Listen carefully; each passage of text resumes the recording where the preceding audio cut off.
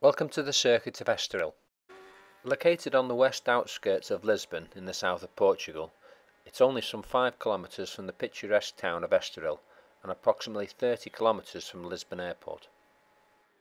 Locally there are plenty of hotels and bars etc, but it's only a short drive from the coastline where there's a larger selection of accommodation to choose from.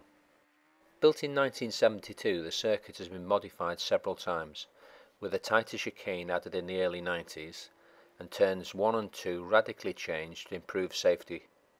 However, it's been unchanged from the current 4.2 km or 2.6 mile layout for the last 20 years.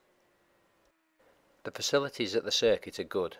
It's a very large paddock with big garages internally separated by wire fencing, toilet and water points at the rear of every garage, and plenty of Euro 2-pin power points, so don't forget your adapters.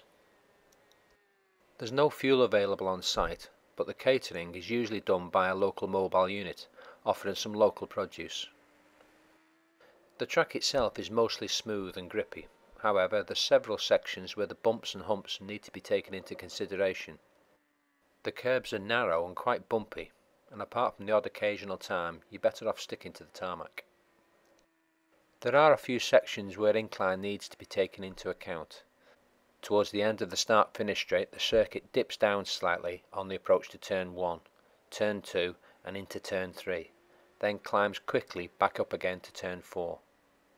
It's level through turns 5 and 6, but once again drops away around turns 7 and 8 and the run into the chicane. Climbing very quickly through the chicane, it levels out all the way around the last corner and down the start-finish straight. With 13 corners, 9 right and 4 left, there's a great selection of turns to play with, including a tight left-right uphill chicane, a very fast kink on the back straight, and some long looping 180-degree turns, and then the final parabolica corner onto the long start-finish straight, which is quite long and dips away at the end, not dissimilar to Catalonia. I've raced and visited Estoril many times and enjoyed myself every time, and I'm sure you will too.